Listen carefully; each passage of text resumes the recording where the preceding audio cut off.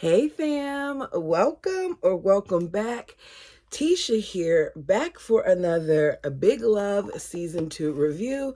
Pardon me, I look so ashy. Why am am I seeing things, y'all? I look dry and ashy, and I know we're family and y'all accept me as I am, but I can't be coming on camera looking this crusty. Like, oh. That might not even be making a difference because we keep it so real over here. I hope you guys are having a great day. I don't even know what day this is going to go up, but I hope y'all are having a great. Is it a Friday? It might be a Friday. And of course, an alarm would go off while I'm doing this. See? You can't make this up. Anyways, let's jump into it. This episode had a lot going on, right? At one point, every person was getting on my nerves. I think everybody, maybe with the exception of Margie. Bill, to me, is a prime example of why a lot of kids don't come to their parents when it comes to really important issues like sex, because his reaction completely pissed me off. It pissed me off. Like, I had to pause the TV. I had to pause the TV and have a discussion with my son. Now, I know that, when we had the first initial talk and all those other things, that it wasn't like that. And I didn't have a conversation with him where he came out and was like, oh, yeah, I'm having sex, da da da da. However, I had certain discussions, on if he was ready to, who he needed to talk to and things of that nature. And I was like, do you feel like this is how I would react if you told me that? And he was like, no, Mom. I don't feel like you would do that at all, which made me feel, reassured, because you don't want your kids to not want to come to you with important things. And even though a lot of us may be disappointed and feel like they're too young and all those other things, because at this point, Ben is 16 years old, it's just unrealistic for him to expect for this kid to come to him when you lose your gasket, when you act crazy like that, okay? But we'll get to it. So the episode begins with the ladies confronting Bill as he is knocked out on the couch in the basement. A basement that I noticed had a lot of food storage, kind of like what the Browns previously told us about. So I was like, oh, okay, nice to know that's where they keep it. It was Nikki's night, and he never came inside. So the wives were worried. He's sitting there acting like it's crazy for the wives to be worried, but with everything that's been going on, with the issues with Roman, with the issues with the Greens that they don't know about, with Albie not being in the area, they have a reason to be concerned about him. He's like, my car was out in the driveway and a boat was also lit on fire. Don't act like they're crazy to worry about you, right? So he says, it wasn't intentional. I was swamped with work. I had all these, things to do in one night and yada, yada, go. Nikki is hearing him, but she's taking it personally. At one point, we even see her call Bill at work to ask if something's wrong, because this is the second time that he skipped out on her night and they haven't been having sex. So she's thinking that he is angry with her about something. Now, she doesn't say they aren't having sex on that phone call, but she kind of alludes to it later on when she's talking to Margie, right? So she's like, is something wrong with us because you didn't skip out on Margie or Barb's night. You just keep on skipping out on me. The actress that plays Nikki does a great job with being concerned. Her facial expressions, everything, like she's good. They're all good. But I find myself really believing what Nikki is giving us. So Bill surprises his wives after, he thinks about it, and he has a meeting with them, and he tells them that he needs a break. He is proposing that he should get a seventh night to himself to rest. Now, he wants like a seventh night every week. He said he needs a break, and I'll know you support me. You can tell that some of the wives are bothered, while Margie is the only one who really doesn't have a problem with it. whenever situations like this happen, we get to see the true nature of the ladies and also what probably happens in polygamous relationships like these. Because we've heard the Browns talk about, the internal struggle and how you spiral because your brain starts thinking this and your brain starts thinking that. And these ladies show us little examples of their spiral. So the moment the discussion is over, Nikki does what Nikki does best. And Nikki, in my opinion, causes unnecessary issues, right? Because she's talking to Margie and she's blaming this whole situation on Barb. Barb is the reason that he wants this break because Barb, she is just too demanding. And Barb feels like everything has to be so perfect. It's the classic first wife control freak,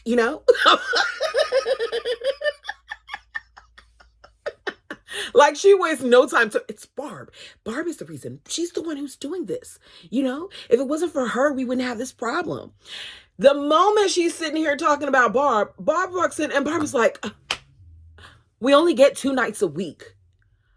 I want to know what's really behind it. I want to know what's really going on because he used the excuse of Christmas being heavy, but Christmas is always heavy. Like, what is it now? And What they don't know is it's heavier for him because he has this whole gaming situation with Weber Gaming going on, but they don't know any of that, right? So they're spiraling. Nikki's wondering, she's like, is it, you guys, is it marital issues? Like, are any of you, having any? And they're looking at each other like, no. Barb's like, I ain't having any problems with that. I'm getting some. And Margie's like, I'm definitely not having problems with that. I'm getting some. So Nikki's like, oh, okay. So Barb tries to make an excuse for him saying, he's busy with work. Sometimes he's tired. No, y'all realize that Nikki isn't getting any and y'all are. So the moment that Margie leaves the room, because she's like, she says the days of the week and like give them one because she doesn't care. The moment she leaves the room, Nikki then says, I don't want any more nights after Margie. I don't want any more nights after Margie. She's the reason. She's exhausting him with her demands. It's just, I don't want any nights after her. I said, look at this girl. Look at her. You just sat there and blamed Barb. Now that you're talking to Barb, you're going to blame Margie. Way to do this, because this is what she does. This is what Nikki is really, really good at doing. Not to say she's, the only one who does things, because I don't really like the way Barb makes certain demands out of the wives sometimes. Like, she does come off a lot of times like she thinks she's the boss of them, and I don't like that part of her, right? At first, I liked her, but the more that I watch her, it's like, oh, no, you really think that you're over the wives because you're the first wife, and it doesn't rub me right.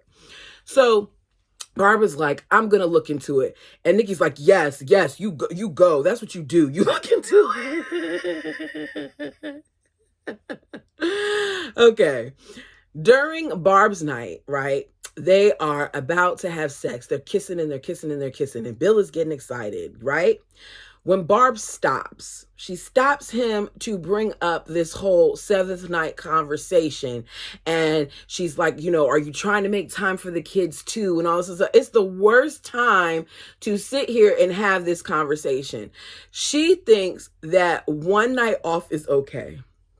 But she doesn't like the fact that he wants to schedule it, that he wants them to add it on the schedule, which leads to an argument with them. So Barb gets upset. She's like, oh, you want to be alone so bad? You can be alone. I'm going to sleep on the couch. And she goes to sleep on the couch. But Bill does what I'm sure some of these men do. And Bill's like, oh, you don't want to sleep with me? I'm going to go to another wife's house.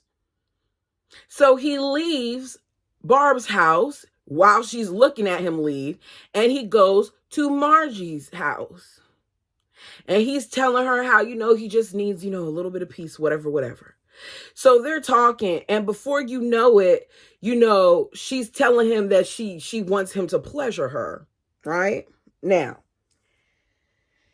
they out in the open, and they end up having oral sex, She does things to him, he does things to her, which is witnessed from the window by Nikki.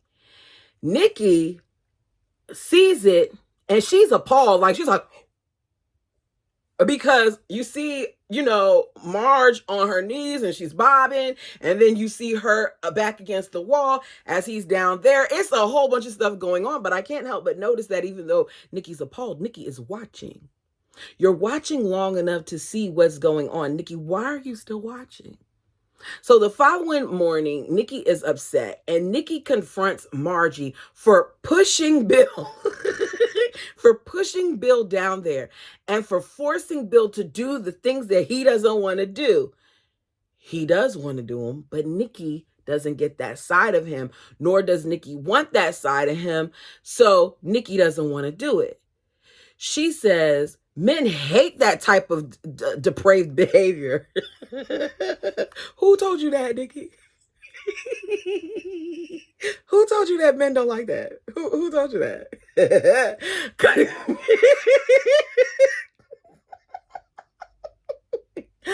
I've never met a man. I've never met a man. I should do a survey. Tisha asks 100 men, is this type of behavior considered depraved?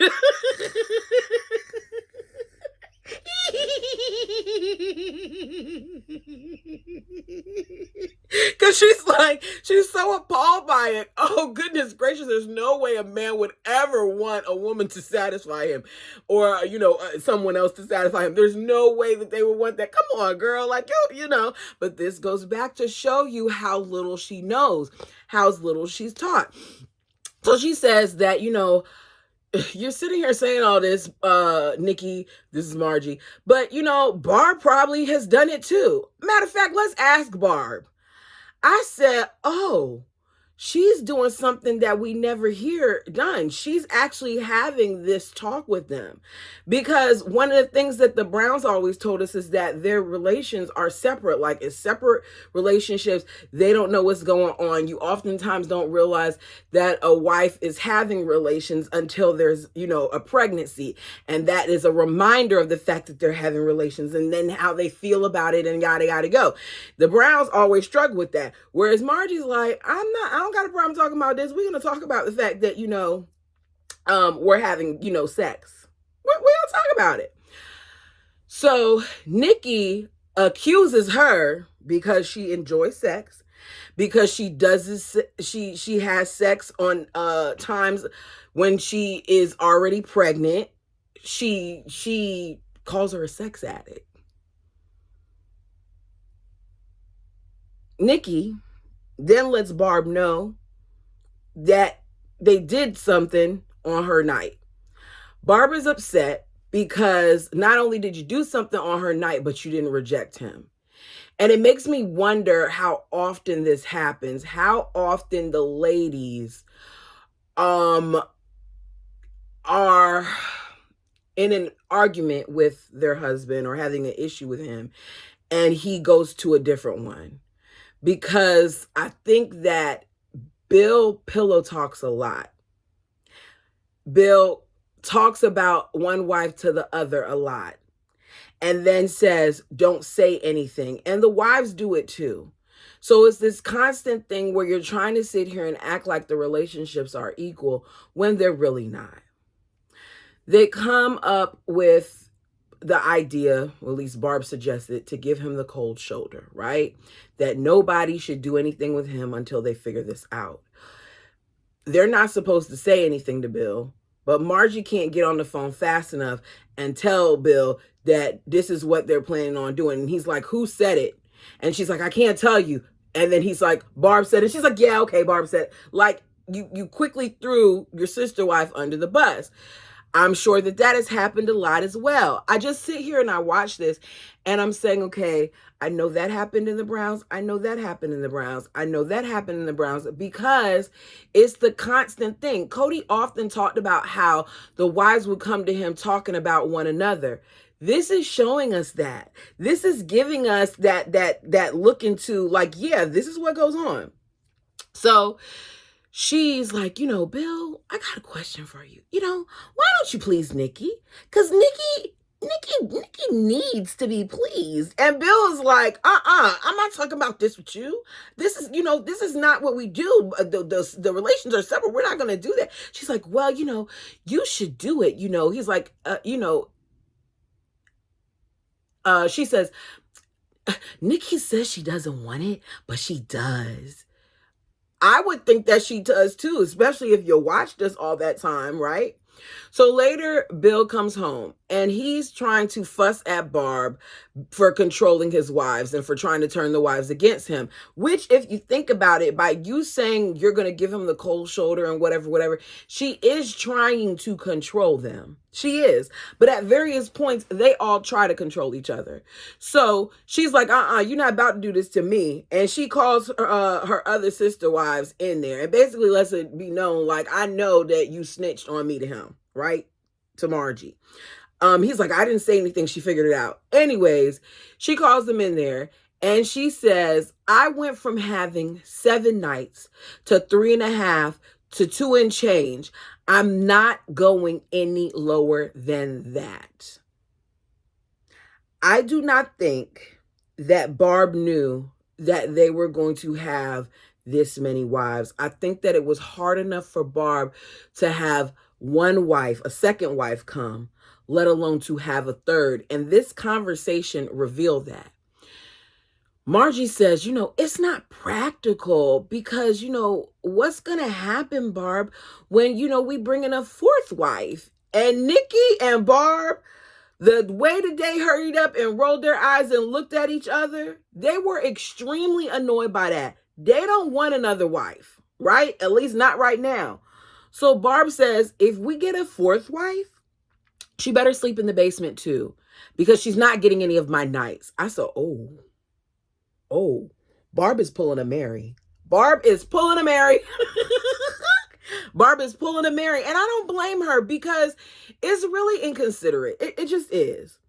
So she says she's drawing a line at how much time she, needs with her husband. And I could understand that. Like, you really don't see that man that often. Even though their houses are close to one another, if it's this sister wives night, what do you see him at dinner and then leave? Do y'all always eat dinner together? Like, I'm not sure, but it just seems like it would be a lot of time spent apart.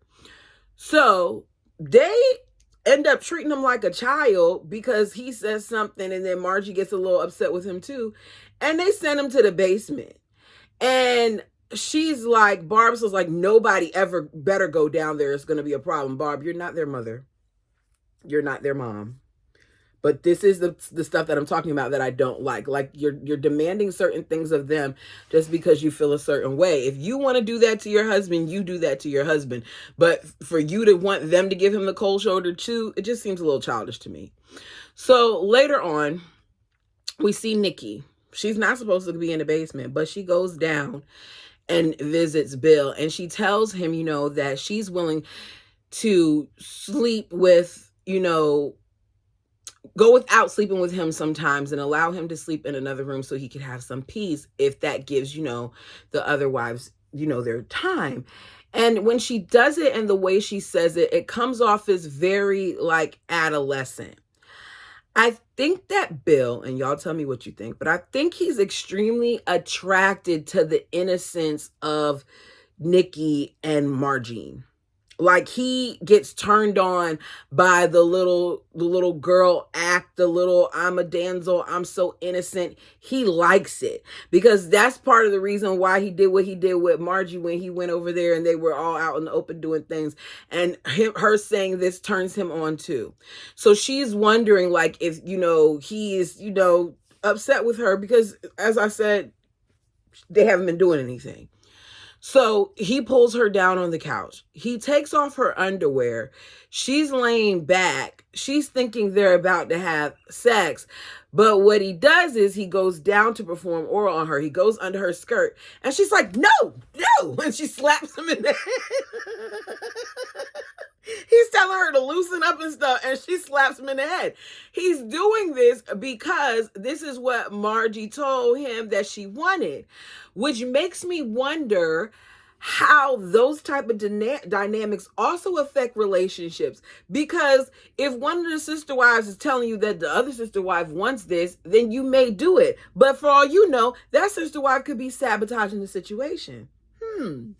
So they reconcile, and then he ends up giving her what she really wants, which is sex face to face, because she wants their faces to be at the same level. Next, he comes home to Barb and says that, no nights off. Can we make up? Can we have a makeup night? I need somebody to talk to tonight.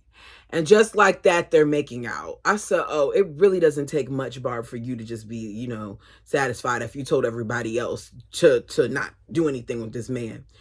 So she tells him he could take 2 nights a month off, but he needs to spend it with his children, which is fair. I can't remember if I wrote it down, but one of the things that Nikki said when it came to sex was it's only supposed to be for procreation, which goes back into some of the things that we read in some of the books, like with Warren Jeffs, how he only wanted the people to have sex to have kids. And then at one point he was not allowing anyone to do it. So it made me think of that. Okay. Let's get on Ben. We know that the episode before last, that Ben went to visit their old bishop and tell them that he was no longer pure, right? And about his struggles with wanting to have sex because it, feels so good and he can't stop. Apparently, he's seen the bishop more than once. He was supposed to see him on Sunday and he didn't come, and the bishop was concerned. So the bishop went, looked into the roll to find out where the Henriksons are staying. While looking at the records, the bishop realizes the Henriksons are inactive, which surprises the bishop because of their standing prior to leaving his ward. So the bishop shows up at Barb's house unannounced, doesn't call or anything before, just pops up. Hey, don't pop up on me. Don't pop up on me.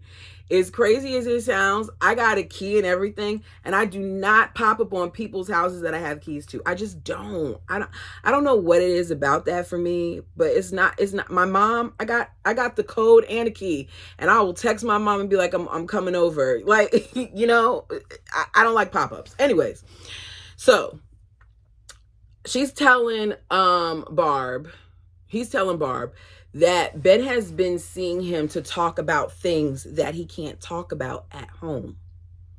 That he will not share what they spoke about, but he will say that they need to talk to Ben. The bishop even speaks about how Bill may not be doing his job as the priest in the home.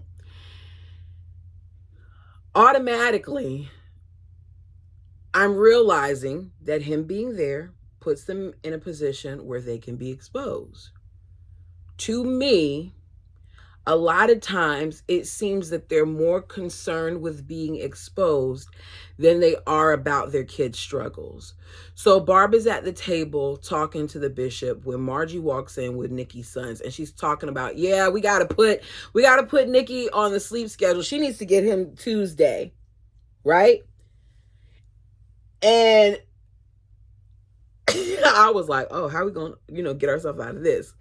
But she kind of plays it off, says she's the neighbor, they're really close, and she leaves. So Barb is like, we'll look into it. We're going to talk with Ben. And as he's getting up, the bishop worries if the family's okay. Because you can tell something is off here. You can tell that, Barb is off. Because she looks uncomfortable. She looks worried. So he's like, is something going on? Is the family okay? He's like, look, if Bill can't righteously lead his son and family, Barb, you are more than welcome to return to my ward. I said, oh.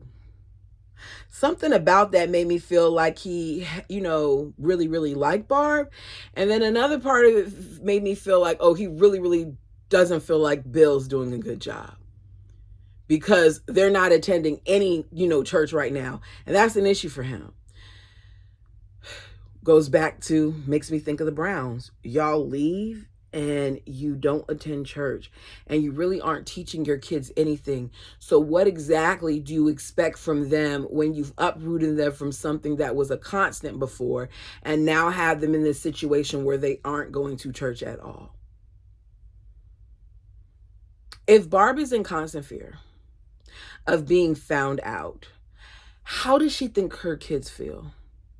That's the part of them that bothers me, because this situation, to me, the way that they approached Ben was unfair.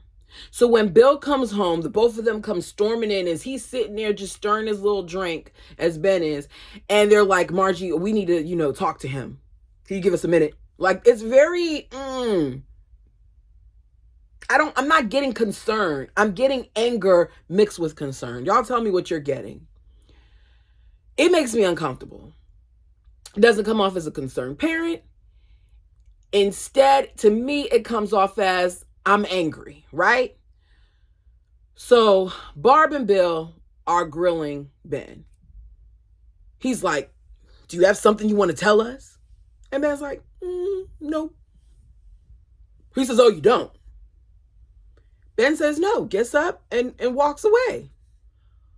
Barb says, you wanted to tell us something because Bishop Derek came over here. Ben's like, it's nothing. And rather than being concerned about what's going on with Ben, Barb is upset, saying that Ben sent the bishop to their homes. The man came to the house and told you that he looked you up to find out where you stayed because he was concerned based on a conversation that he had with your child. You're not focused on the fact that he's concerned about your child. Instead, you're focused on the fact that he tried to get advice from someone that he trusted. They don't think about the kids. That is what this scene shows me. They do not think about the kids. The Browns didn't think about the kids. If the Browns thought about the kids, a lot of the things that they did would have been done differently. The way that the bird was introduced into the family would have been different. Like the way that they just up and left and didn't give those kids a chance to say goodbye to their friends, trying to make it seem, Cody, like there was some big investigation going on behind them when it wasn't. Like they were just going to pull the kids out the home when they weren't. When nobody had questioned them, nobody showed up to your house and asked you anything, but you're making it so much worse than it is. These people terrorize their kids. They do. And I'm not saying all of them do it, but a lot of them do it because it's like book after book where you're hearing trauma after trauma after trauma being done to these children, being done to some of the wives. But I'm more concerned at this point about the kids because the kids don't ask for this. The kids are born into it and it trickles down and it's just generation after generation after generation of people being brainwashed into thinking that this is how they should be treated and this is what they deserve. I don't like it. So Ben is realizing that they're upset because he exposed them. And he's like, look, he doesn't know anything about who we are. I'm sorry, I won't go to him anymore. And he goes up the stairs and he's upset. He goes to his room to get away from that. Well, Bill's like, I'm going to go talk to him because, he's the priesthood. He's going to talk to him. So he goes up there and he's trying to ask him what's going on. He's like, we can wait. I can wait here all day. And he pulls up a chair and he sits across from him, right? So he calms it down a little bit. And he's like, I want to know why you went to him. What did you go to him for? Ben's like, he was going to help me. We've been doing it for months now. I try to stop, but I can't. I just love her too much. He then tearfully, because his eyes are full with tears, confesses to being a deviant. A deviant to me is such a harsh word. And of course, his father's like, what kind? And he says sexual. But I hate that he's calling himself this. And he explains the whole thing to his father.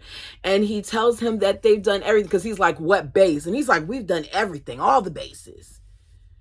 At first, Bill is calm. He tells him, it's not an unnatural desire, but, it's the most, unholy thing, Ben, to do with your body. Your body is your temple. If I told y'all how much I heard that growing up, that my body is my temple, you would understand why I waited so long to have some.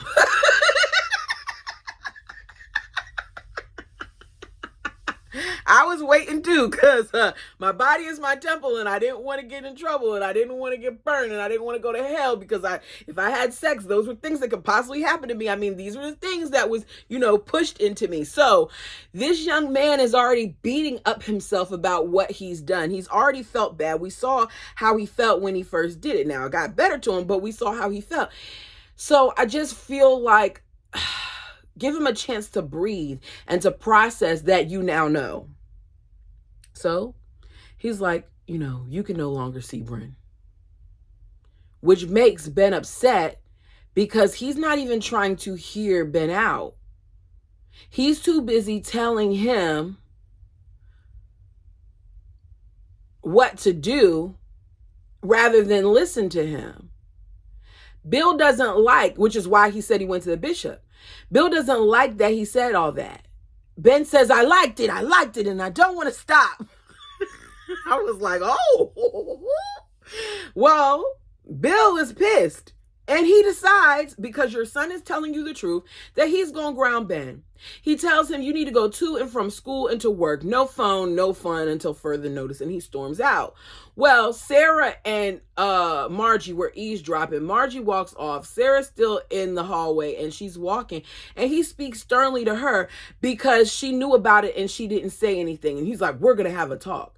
I have siblings. And I'm not snitching on my siblings. I may have my own individual talks with them, but I'm not going to snitch on them, especially for something like that. These parents are completely tone deaf and oblivious when it comes to the choices that they made, to the fact that them leaving their old church and them being in polygamy and how it's affected them. They are struggling in so many ways. And rather than seeing that, you're upset because of how this whole thing affects you.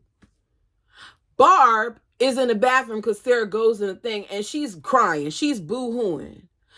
Margie is downstairs and she's telling Nikki, like, Ben can't live without her. Like, she got that whole, this is, adolescent love. It's so cute. Da, da, da, da.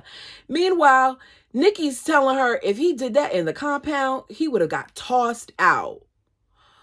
Margie feels like, y'all are doing too much. It's not that serious for you to, want to say that he would have been tossed out and things of that nature. They're just kids that love each other.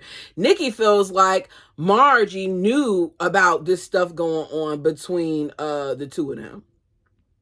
And Nikki says, physical intimacy is for procreation. Okay, so I did put it in here. I said, Nikki is really uptight at times, and I'm looking forward to seeing what the evolution of Nikki looks like. Because Nikki sometimes gives me Christine with how, she's so, Christine in the beginning was this lady who was, a blue blood, who was connected, who was this, who was that, and who was really much so a voice for polygamy. That is kind of how Nikki comes off. And to see the change in Christine, I'm wondering if we're going to see that type of change in Nikki. Like if we're going to see Nikki let her hair down more and things of that nature, right? If we're going to see more moments of how she looked when she went to go see, to the Catholic school to go pick up her son. Like, are we going to see more moments where Nikki kind of sheds some of the compound? So later, Barb is talking to Ben about their values, and she tells Ben it's important to talk to his father about these type of things first. It's important to her. That's the problem. It's not about you. It's about your son. And even though I would love for my son to come to me to certain things, with certain things and with everything, I know for a fact there's some things that my son has went to my father about. There's some things he's went to my brother about or my cousins. He has not came to me. And I know that he's went to them because my dad will say something like, I had to talk with my grandson. And I'd be like, what are you saying? He's like, that's between me and my grandson. So they have certain conversations, which I'm thankful for, right? And I feel like for her to sit here and say what she wants, she still is missing the point. He says, Dad doesn't feel like I'm worthy. And he's like, Mom, I'm not ruined inside. In other words, just because I did this thing that you all feel is wrong, I'm not ruined. He's like, I'm the same person. I'm still me.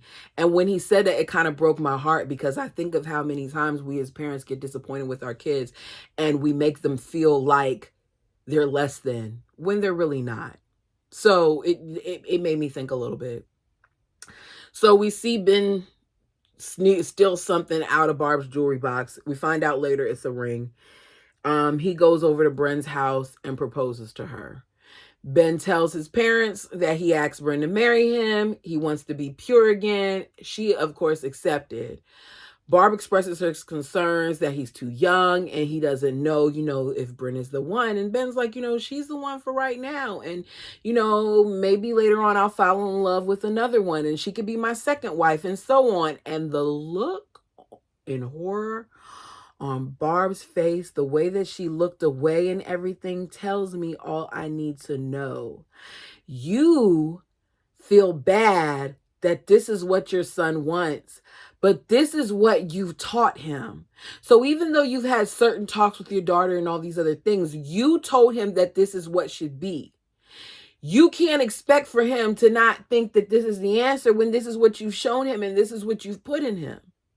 You sometimes act like, he has a choice, but then y'all do things that make it seem like he doesn't. So Barb blames Bill for this, and she tells him he needs to fix it. I think Barb can't believe that her choice to let Bill take on more wives has brought them to this place where her kids might actually follow in her footsteps. I think it scares her, but she's not going to come out and say it. Barb then calls Bren over and basically scares Bren into breaking things off with Ben, because she talks about, how hard it was for her and how she had to learn to love the other wives and all this other stuff. And she didn't know she could share that love. And she even admits that she's still struggling with sharing Bill. She says, polygamy is a hard life. And I think you deserve to know what I didn't. And if you decide that you still want it, all I can say is you really need to be on board. So as I said, she breaks up with him. He comes to her job. She breaks up with him. She's like, you want a second wife? And he's like, no, I just told them that. And she's like, she kisses him and tells him that, his wives are going to be lucky to have him. And you could tell that she didn't want to do it, but you could also tell that at this point, she knew that at some point he is saying that this isn't what he wants, much like his father probably said to Barb, because Barb told her whole story and she didn't think she was going to be a polygamist. But because she loved Bill, she did it. So Bren is probably thinking the same thing. Like, he's telling me that he's not going to be a polygamist. He's telling me he doesn't want it. And he's only saying that. But his dad did the same thing to his mom. So you know what? I'm not going to go there. I'm going to leave him be. I said, ooh, this is going to be really, really long, guys. Sorry. Because I see it's like 30-something minutes already. And I still got a lot to talk about. So, Bill, later on, when Ben is in the basement crying, Barb tells him your son is downstairs. Bill consoles him, tells him it's time for him to become a priesthood holder. And he does all of that. He blesses him. He then lets him know about the company that he's buying. And he tells him that, this is just between us. Mom doesn't know about it. All right. On to my girl. Lois has continued to disappoint me, y'all. She's continued to disappoint me, but I feel sorry for her because she just, she's not as, I want to say she's not as smart, but I don't want to say that she's not smart. She, I guess, what do I want to say? I don't think she realized how cunning her husband is. We'll say that. Okay. I wrote in my notes, Lois isn't smart. Even though I don't want to say it, that's what I wrote in my notes. After Frank found out about her business. After seeing Frank rummaging through her things, after she saw Frank popping up at her house, Lois leaves all those cans of peas in the house, which we know are full of money. So she walks in the house to find Frank in there, acting like he's about to make himself some peas. She's panicking inside, right? He dumps the peas into the pot and a bunch of money comes out. He then shows her that he cut open all the cans. She finds out that he cleaned her out. He's stolen $22,000 from her and he wants more. I don't understand what he's doing with the money, and I don't understand why he wants more. Why isn't $22,000 enough with the way he looks and the way he acts and the way that he lives? He didn't realize that the business was so good. So he tells her, if you want any of this money back, you need to bring me something worth more. He wants a piece of the pie. This is her husband, you guys, that's treating her like this. He wants to know where the money came from because she doesn't have the brains to run this operation. Later on, while she's at the laundromat, and it looks like she's done some stuff there because she's getting ready to have her grand opening, which when you think at the end of the episode is kind of sad. Her brother Eddie comes there, check on her. She lets him know that Frank took all her money, took her stash, and she needs some of his. And he's like, no, I invested my share into Bill's business for Weber Gaming. You already know that your brother isn't trying to let people know about this. Why would you, not your brother, your nephew, why would you tell Lois what you gave him the money for? So she's panicking because she has 7 machines that are supposed to be coming that day and it's cash on delivery, and now she doesn't have the money to pay for it. Sounds like you should have asked Frank to come and pay for it because, or lied to him about what you were going to do, because this is ridiculous. So he tells her, no, you're not going to blow this for me. This is something for me. This is something different. She's upset. He's like, look, you married beneath you. You married trash. And we've been paying for it ever since. I gotta agree. Frank is trash. Anytime you're pissing in the sink and you're treating these women the way that you're treating them and you're being abusive towards them and all those other things, he's trash. So she goes to visit Bill. She tells him she just wants this one thing for herself. And I'm feeling sorry for Lois, y'all. I'm feeling real sorry for Lois in these moments. But I go from feeling sorry for her to being mad at her to feeling sorry for her. Like it literally was that type of situation. So she's like, you know, Frank took $30,000, approximately $30,000. Like, okay, so we went from 22 to 30. All right. So now I'm side-eyeing Lois because why are you lying to your son about how much was taken? So he tells her, no, he's not giving her any money. File a police report. And she's like, I can't. And he's like, why can't you? And she's like, because of how we got the money. This is when we find out that her brother Eddie stole the money from a cancer patient that he thought was dying and dead. And he's trying to find, I think she said 1.2, and he's trying to find businesses that the money can go into so it looks legal and they can avoid taxes. She wants him to give the money back so her business doesn't go belly up.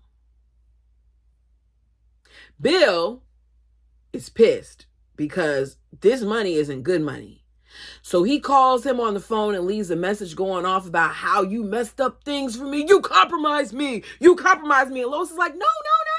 Don't tell me. You compromised me, Eddie. You compromised me. Now you call me back. He always, never takes ownership in the part that he plays in anything. Because why didn't you really investigate to see where that money came from? So Lois asks him, to please give up, the gaming business. And he tells her, no, you give up yours. Lois tells him, I'm tired of men taking stuff from me. Not this time. And she walks out. I said, okay, Lois, what you about to do? Next thing you know, Lois got on her little silk robe and she's, strutting, and she got the candles lit, and Frank is sitting on the couch. She's trying to seduce Frank, right? Into giving her back the money. Offering to give him some, you can come in the back door. I said, what? He was like, the back door. Oh, that was like 20 years ago. I don't want to go. I don't want that old caboose.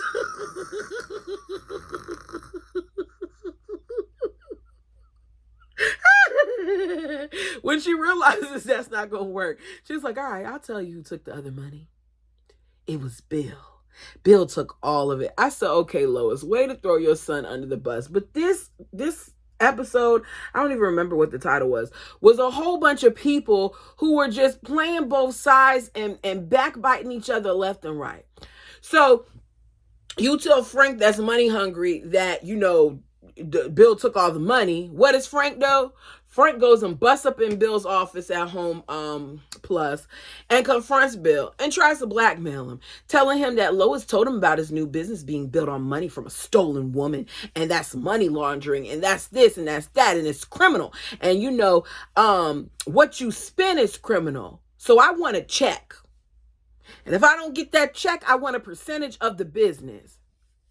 Don is hearing this, and Don is mortified because once again, Bill has gotten him into some crap. Security comes and busts up in there. He tells security to escort him out, and he's not allowed back on the premises. Don's like, look, you got to get ahead of this before your father realizes who Weber Gaming is, because this house of cards is going to come tumbling down. Let's get to it. Hollis. Bill is playing both sides. He's telling Hollis all these different areas to hit Roman, right? So he attacked the coal mines, which ended up sending those people back home because they were, illegal workers, which affects the money because he wasn't paying them a whole bunch of money. And now if he gets legit people, he's going to have to pay them more money. He tells him, okay, what you can do is you can look into this irrigation company. It employs 12, 13-year-old compound boys, and you could go there to cause more issues for Roman.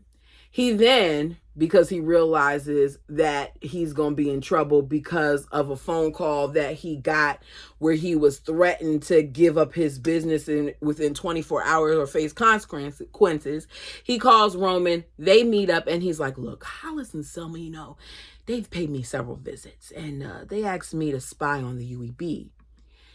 So he let me know that he's going to attack, your irrigation company tonight. So Roman's like, thank you for bringing it to my attention. And he leaves.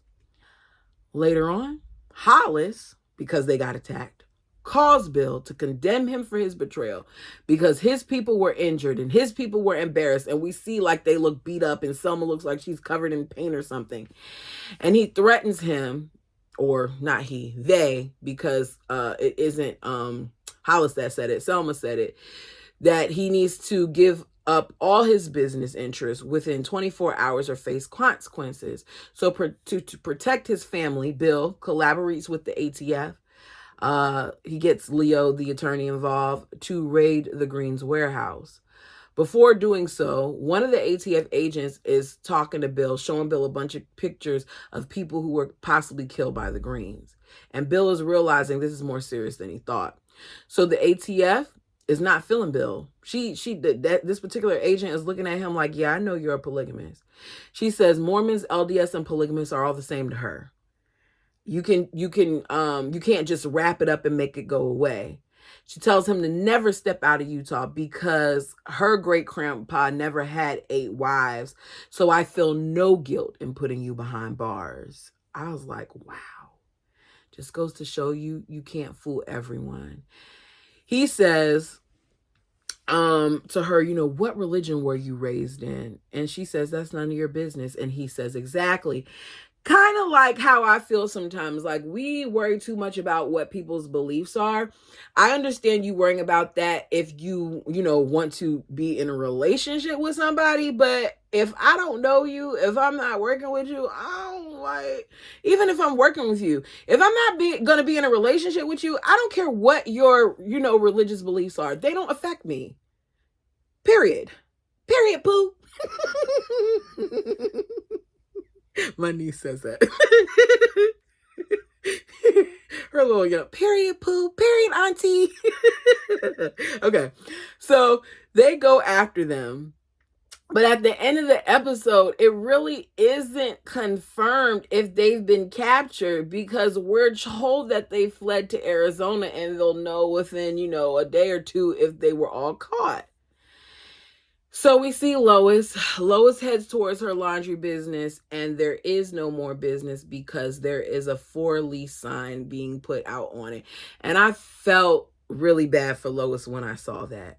But Lois needs to blame Frank because Frank took that money, and she needs to blame herself because she could have stashed it somewhere else. She would have been better off bringing that money to her son and asking him to hold on to it. You didn't have a problem driving up to his business. So she would have been better off doing that than for her to leave it in her house where Frank was coming and going anyways, right? So next thing you know, we see Roman and two women call him by his name, and he gets shot 3 times by the green henchwomen. I've noticed how some of these things take aspects from what we've seen done by other books. We know that was it Rulon? Think it was Rulon. I could be wrong. But one of Christine's relatives, the guy who was a physician, he got shot by women who came into his office acting like they were a patient, and she pulled out a gun from under her dress. So when I saw these two ladies, and these ladies are doing a lot of the work, it's like, oh, this is reminding me of you know, that particular thing. If you remember who it is, put it down below for me. So they shoot, the women flee. Adeline and Albie quickly run to Roman, and she's screaming, and there's blood all over the place, and it's bad.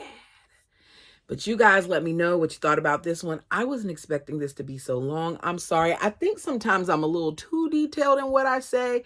If it's too much, let me know, because I don't feel like this should be 51 minutes long. The episode was 50-something minutes long, so I'm just as long as the episode. Anyways, thank you guys so much for tuning in. Like the video as it helps. The views on Big Love are low, and I knew they were going to be kind of low just because it's not something that I think people are searching for. But no worries. I'm still going to be here, and I'm going to finish it out. Check out some of the other content on the channel. Like the video, share the video, subscribe if you haven't done so already, because we are still going up. Until next time.